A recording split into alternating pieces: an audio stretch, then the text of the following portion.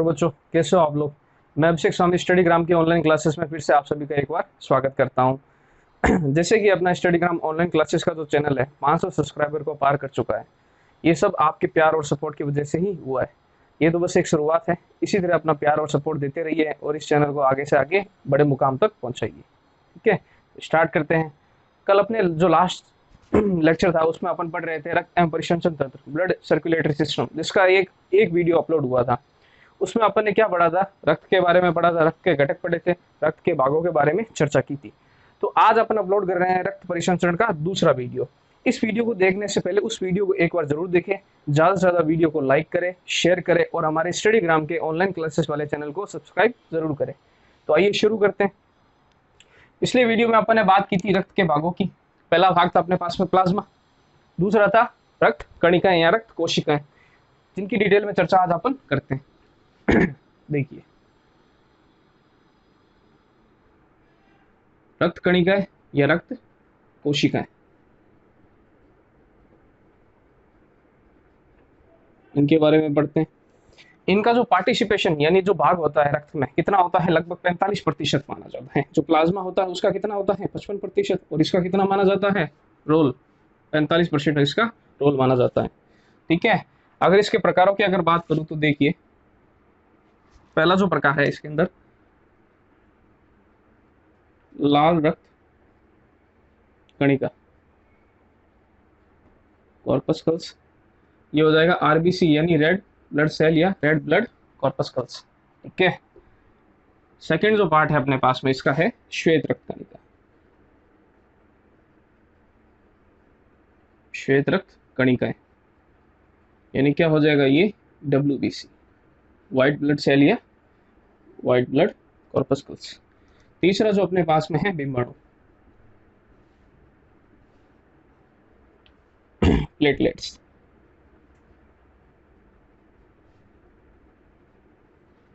ये इन तीन प्रकारों की चर्चा अपन किसके अंदर करेंगे, रक्त कणिकाएं या फिर रक्त कोशिकाओं के अंदर करेंगे।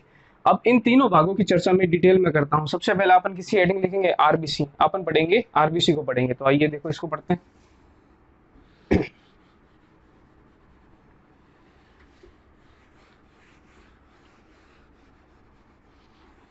आरबीसी की चर्चा अपन डिटेल में करते हैं इसके अंदर। देखिए, लाल रक्त कणिका यानी आरबीसी।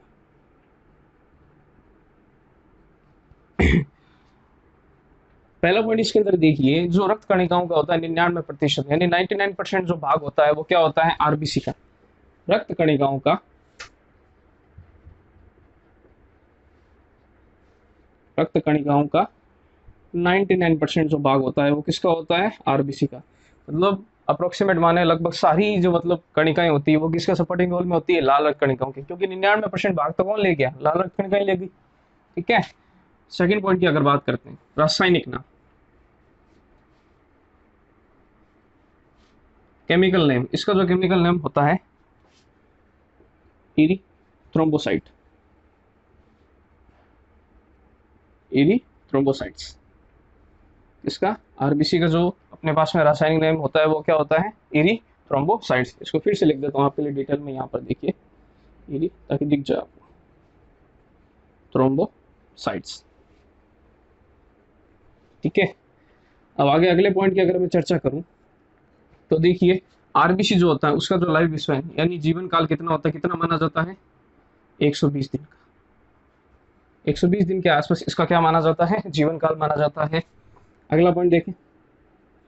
ठीक है, अगर आरबीसी की संख्या की अगर बात करें तो एक मानव शरीर में इसकी संख्या होती है लगभग 4.5 से 5 मिलियन के करीब। 4.5 से 5 मिलियन के करीब क्या होती है, इसकी संख्या होती है मानव शरीर के अंदर। अगला पॉइंट देखें। अब इसकी शेप यानी आकृति के आकार के बारे में बात करूं तो आकार इसका माना जाता है गोलाकार टेबलेट शेप, गोलाकार टेबलेट शेप। जो टेबलेट होती है गोलाकार, उस प्रकार का टेबलेट के आकार का, इस तरह से, लगभग इस तरह से इसका क्या माना जाता है, शेप माना जाता है। ठीक है, नेक्स्ट पॉइंट की अगर मैं बात करूं तो इसमें क्या होता है अपने पास में कि आरबीसी में केंद्रक और माइटोकॉन्ड्रिया, केंद्रक और माइटोकॉन्ड्रिया ये दोनों ही क्या होते हैं, अनुपस्थित, यानी अनअवेलेबल होते हैं, अनुपस्थित होते हैं। फिर से सुन लीजिए, रक्त कणिकाएं तीन प्रकार की, पहली लाल रक्त कणिका, दूसरी श्वेत, तीसरी विषाणु या प्लेटलेट्स। पहली चर्चा अपन कर रहे हैं लाल रक्त कणिका की। उसमें देखिए पहला पॉइंट अपने पास में क्या है, रक्त कणिकाओं का लगभग 99% भाग होता है किसका, आरबीसी का। रासायनिक नाम इरिथ्रोम्बोसाइट्स, जीवन काल लगभग कितना, 120 दिन। और इनकी संख्या की अगर मैं बात करूं, संख्या की एक मानव शरीर में इसकी संख्या कितनी होगी, संख्या होगी इसकी 4.5 से 5 मिलियन के करीब होगी। आकार की अगर मैं बात करूंगा तो क्या होगा, गोलाकार, टेबलेट की शेप की क्या होती है, इसका आकार होता है। और एक और पॉइंट, केंद्रक और इसमें माइटोकॉन्ड्रिया अनुपस्थित होता है। ये बेसिक पॉइंट्स है, इनको आप देख लीजिए, फिर मैं आरबीसी के बारे में और आपसे इसमें डिटेल में चर्चा करता हूँ। आइए बच्चों आगे देखते हैं, कुछ पॉइंट्स देखते हैं इसके आगे। जैसे ये लास्ट पॉइंट की अपन ने चर्चा की थी कि क्या होता है कि इसके अंदर एक तो केंद्रक यानी न्यूक्लियस और एक माइटोकॉन्ड्रिया, दोनों ही क्या होते हैं, अनअवेलेबल यानी अनुपस्थित होते हैं, इसमें आरबीसी में। ठीक है, एक तो माइटोकॉन्ड्रिया और केंद्रक दोनों ही क्या होते हैं, अनुपस्थित होते हैं। अब इसमें केंद्रक होता नहीं है तो क्या होगा, कोशिका विभाजन नहीं होगा, कोशिका विभाजन नहीं होगा। यानी आपसे अगर क्वेश्चन पूछा जाए कि लाल रक्त कणिकाएं कोशिका विभाजन में भाग लेती है, तो नहीं लेती, क्योंकि इसके अंदर न्यूक्लियस, केंद्रक होगा नहीं, केंद्रक नहीं होगा तो कोशिका विभाजन भी नहीं होगा। अब देखिए माइटोकॉन्ड्रिया में, अब ये क्या होता है, सपोर्टिंग रोल किस में करता है, श्वसन में। श्वसन में सपोर्टिंग रोल यानी सहायक के कौन होता है अपने पास में, माइटोकॉन्ड्रिया होता है। अब माइटोकॉन्ड्रिया लाल रक्त कणिकाओं में अनुपस्थित है, ठीक है, तो श्वसन क्रिया में क्या आरबीसी भाग लेगी, नहीं लेगी, तो श्वसन क्रिया में भाग नहीं लेती। ये दो पॉइंट है, इनको जरा ध्यान से रखिएगा दिमाग में अपने, कि क्या होता है कि केंद्रक और माइटोकॉन्ड्रिया दोनों ही नहीं होते हैं।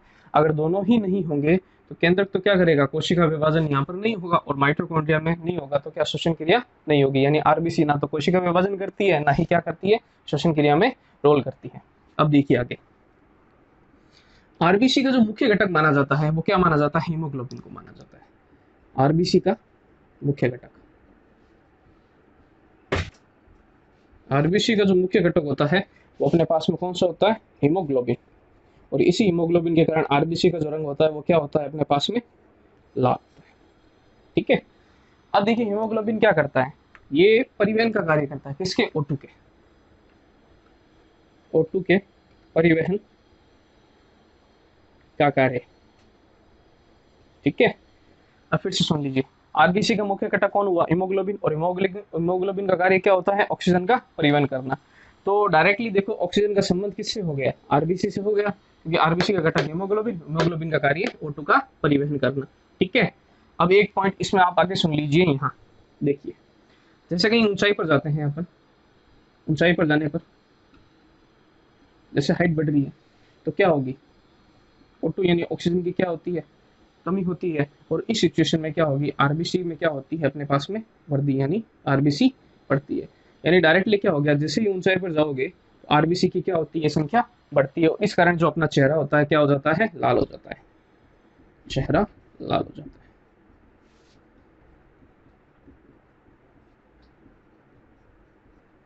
ठीक है, फिर से सुन लीजिए, आरबीसी का मुख्य घटक हीमोग्लोबिन, ऑक्सीजन का परिवहन, यानी ऑक्सीजन का डायरेक्ट रिलेशन किससे हो गया, आरबीसी से। ऊंचाई पर जाते हैं तो आरबीसी की संख्या बढ़ती है, इस कारण अपना जो चेहरा होता है वो क्या होता है, हाइट पर क्या होता है, लाल होने लगता है। अब देखिए यहाँ पर लिख देता हूँ अगला पॉइंट, देखिए इसके अंदर,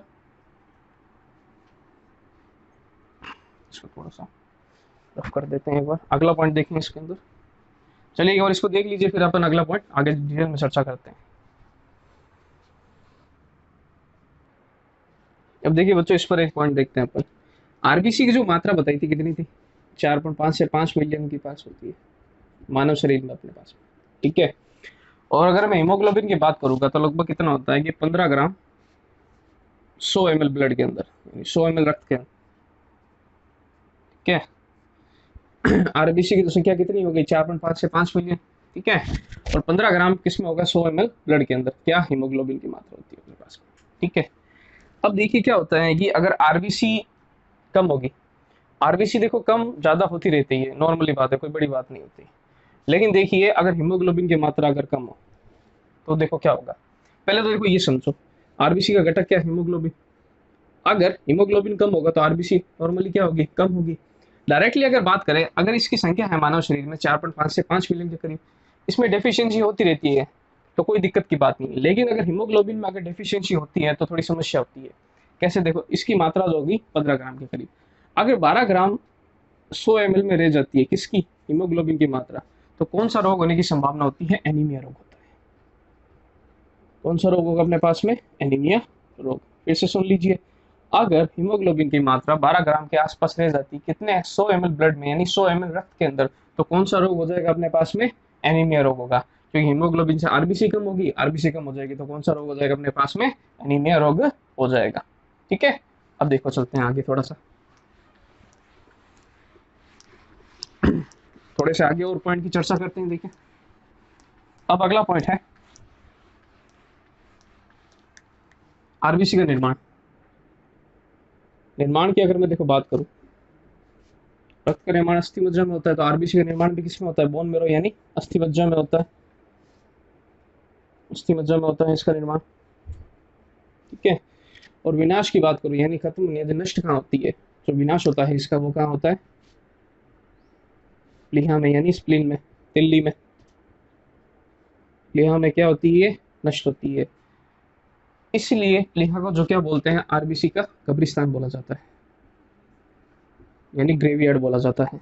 आरबीसी का कब्रिस्तान किसको बोला जाता है, प्लीहा यानी तिल्ली यानी स्प्लीन को क्या कहते हैं, आरबीसी का कब्रिस्तान कहा जाता है। याद रखिएगा पॉइंट ये, ठीक है।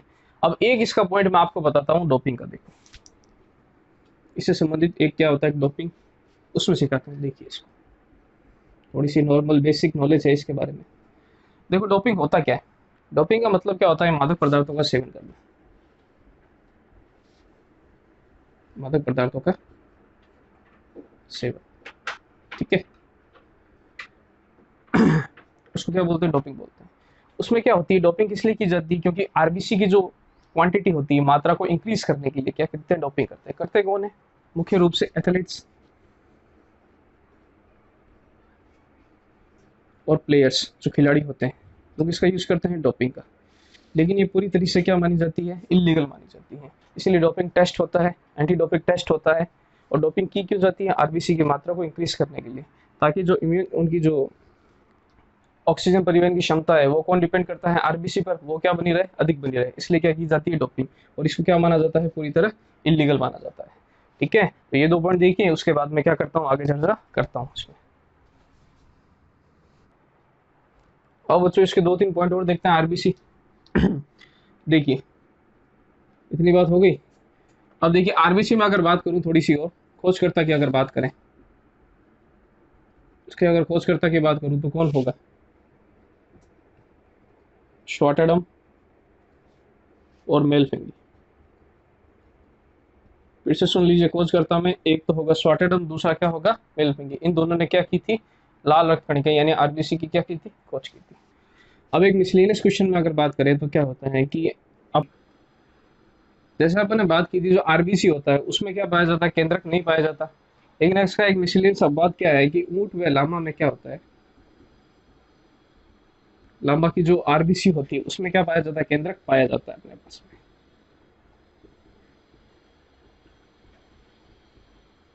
ऊंट में लामा की जो आरबीसी होती है उसमें क्या पाया जाता है, केंद्रक पाया जाता है। लामा होता है अफ्रीका में पाया जाने वाला एक जीव है, घोड़े की तरह होता है, जंगली घोड़ा होता है वो, ठीक है।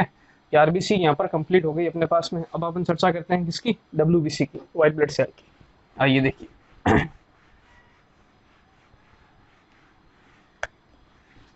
अब नेक्स्ट जो टॉपिक अपन पढ़ रहे हैं वो अपने पास में श्वेत रक्त कणिका या श्वेत रक्त कोशिका। श्वेत रक्त कणिका, डब्ल्यूबीसी, व्हाइट ब्लड सेल या व्हाइट ब्लड कॉर्पस्कल्स, ठीक है। इसकी बात करते हैं, रासायनिक नाम देखते हैं इसका। रासायनिक नाम की बात करूँ तो क्या हो जाएगा, ल्यूकोसाइट्स। इसका जो रासायनिक नाम होता है वो क्या होता है, ल्यूकोसाइट्स। ठीक है। सेकंड पॉइंट है इसके अंदर, खोजकर्ता की बात करें, खोजकर्ता में होगा गैब्रियल। खोज किसने की थी, गैब्रियल ने इसकी खोज की थी। अब देखिए संख्या की अगर बात करें तो लगभग कितनी होती है, 6000 से 9000 पर क्यूबिक मिलीमीटर। ठीक है। और लाइफ स्पेन यानी जीवन काल की अगर मैं बात करूंगा तो लगभग कितने दिन होता है, 4 से 5 दिन। फिर से सुन लीजिए, श्वेत रक्तकणिका यानी व्हाइट ब्लड सेल या व्हाइट ब्लड कॉर्पस्कस। रासायनिक नाम हो गया ल्यूकोसाइट्स, खोजकर्ता को गैब्रियल। ठीक है। संख्या की बात करें 6000 से 9000 संख्या होती है। और लाइफ स्पेन यानी जीवन काल की अगर मैं बात करूंगा तो कितने दिन होते हैं, 4 से 5 दिन होते हैं। अब जो व्हाइट ब्लड सेल है उनमें क्या होता है कि केंद्रक पाया जाता है, केंद्रक पाया जाता है। अगर केंद्रक पाया जाता है तो व्हाइट ब्लड सेल जो होती है श्वेत रक्तकणिका कोशिका विभाजन में भाग लेगी, बिल्कुल लेगी। कोशिका विभाजन होता है, कोशिका विभाजन होता है। ठीक है। यहाँ तक बात हो गई इतनी। अगले पॉइंट की अगर मैं चर्चा करूंगा तो इसमें जो है हीमोग्लोबिन क्या होता है, अनुपस्थित होता है। हीमोग्लोबिन अनुपस्थित होता है इसके अंदर। केंद्रक तो पाया जाता है लेकिन हीमोग्लोबिन इसके अंदर नहीं पाया जाता। तो ये एक बार बेसिक पॉइंट है, फिर देख लीजिए, जिसका आगे डिटेल में इसकी और चर्चा करते हैं अपन।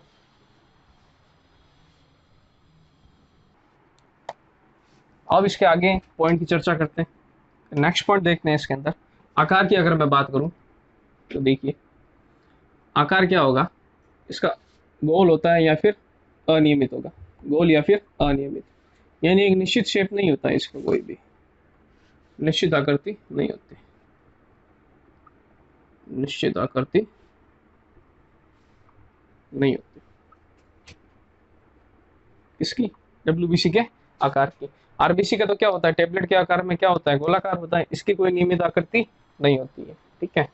अब आगे देखें, इसका जो मेन कार्य क्या होता है, मेन जो कार्य होता है अपना जो इम्यूनिटी सिस्टम है, प्रतिरक्षा तंत्र, उसको मजबूत बनाए रखना, प्रतिरक्षा तंत्र को मजबूत बनाना।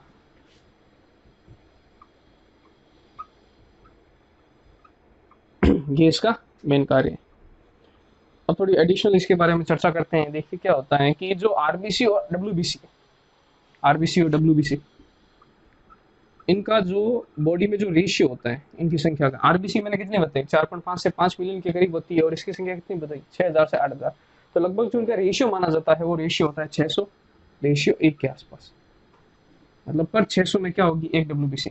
तो डब्ल्यूबीसी की संख्या क्या होती है, कम होती है, और इसकी 600 में एक रेशियो होगा, लगभग ये रेशियो इसका माना जाता है। ठीक है। अब सुनिए एक बात को, अब होगा क्या, अगर डब्ल्यूबीसी है जैसे अपने पास, अगर अपने बॉडी में डब्ल्यूबीसी बढ़ रही है, डब्ल्यूबीसी बढ़ना, तो उस स्थिति को अपन क्या बोलेंगे, ल्यूकेमिया। उसको क्या बोलेंगे, ल्यूकेमिया। ठीक है। अब इस सिचुएशन में देखो होगा क्या, अब देखिए यहाँ इनका रेशियो है, अब डब्ल्यूबीसी बढ़ेगी, डब्ल्यूबीसी बढ़ेगी तो ये जो आरबीसी है उसका रेशियो कम करेगी, यानी उसको किल करेगी, मारेगी, और आरबीसी किल होती जाएगी, कम होती जाएगी। तो इसी सिचुएशन को, ये जो बीमारी होती है उसको अपन कहते हैं ब्लड कैंसर। इसको क्या बोलते हैं अपन, ब्लड कैंसर। क्योंकि इस स्थिति में क्या हुआ, डब्ल्यूबीसी ने क्या किया, आरबीसी को निरंतर क्या किया, खत्म किया, और अपनी जगह लेने लग गई। तो डब्ल्यूबीसी इंक्रीज हो रही है, इस सिचुएशन को बोलेंगे ल्यूकेमिया, और जो बीमारी होगी उसको अपन क्या बोलेंगे, ब्लड कैंसर हो जाएगा। ठीक है। ये तो बढ़ने की बात हुई। अगर कमी की अगर मैं बात करूं, अगर डब्ल्यूबीसी कम हो जाए, कमी हो जाएगी, तो देखिए सीधे सीधा आपको पता है कि डब्ल्यूबीसी का कार्य क्या होता है, प्रतिरक्षा तंत्र को क्या करना, मजबूत बनाना। और डब्ल्यूबीसी की डिफिशियंसी हो गई, यानी उसमें कमी आ गई। अगर कमी आ गई तो क्या होगा, उस सिचुएशन को अपन बोलेंगे ल्यूकेपेनिया, ल्यूकेपेनिया।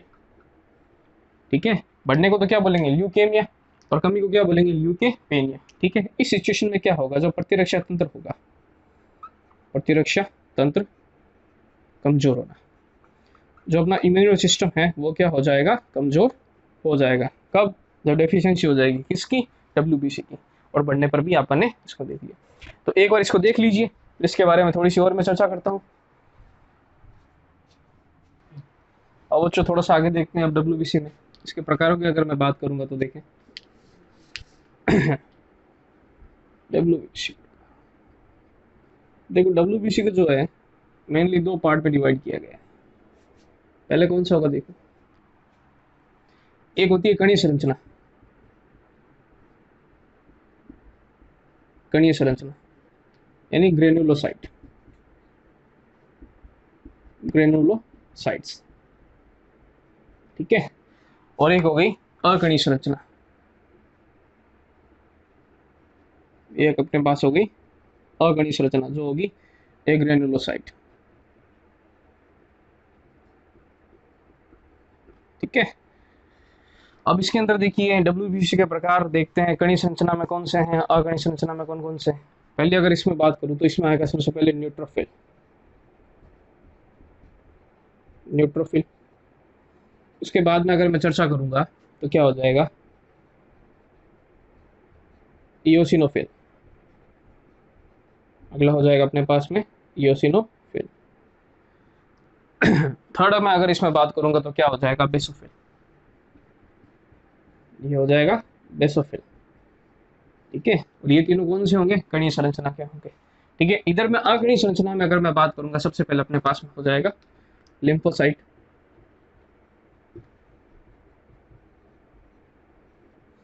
दूसरा अपने पास में होगा मोनोसाइट,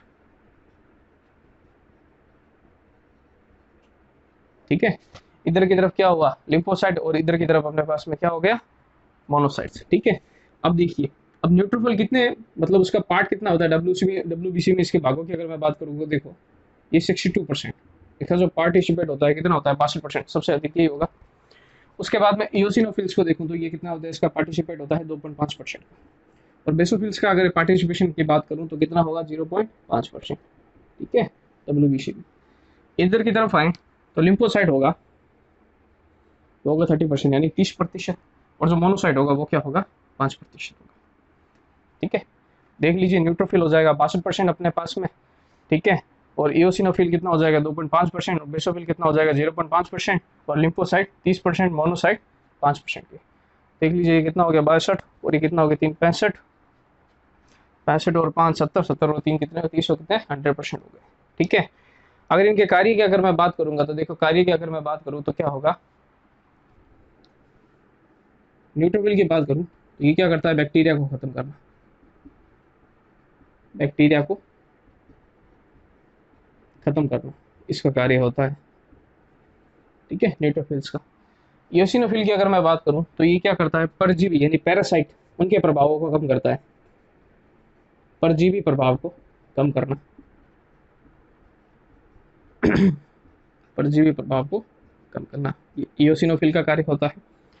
अगर मैं बेसोफिल की अगर मैं बात करूं, ये क्या होता है, एलर्जी जो क्रियाएं होती है उनको खत्म करता है, एलर्जी क्रियाओं का नष्ट करना, स्किन पे जो एलर्जी होती है उसको नष्ट करने का कार्य करता है, ठीक है। ये तो किसकी हो गई कणीय संरचना की बात। इधर आते हैं, इधर थोड़ा सा इसको, ठीक है दिख रहा है, ठीक है। अब देखिए लिम्फोसाइट की अगर मैं बात करूं तो क्या होता है, लिम्फोसाइट जो होता है वो प्रतिरक्षी निर्माण में सहायक होता है, प्रतिरक्षी निर्माण में सहायक होता है। ये जो लिम्फोसाइट होता है वो क्या होता है, प्रतिरक्षी निर्माण में सहायक होता है। और जो मोनोसाइट है वो होता है जीवाणुओं का भक्षण, उनको खत्म करने में, जीवाणुओं को खत्म करना इसका कार्य होता है। फिर से सुन लीजिए फटाफट, देखिए डब्ल्यूबीसी के प्रकार दो प्रकार, कणीय संरचना अकणीय संरचना, ग्रेनुलोसाइट्स और एग्रेनुलोसाइट्स। कणीय संरचना में न्यूट्रोफिल, इओसिनोफिल और बेसोफिल्स।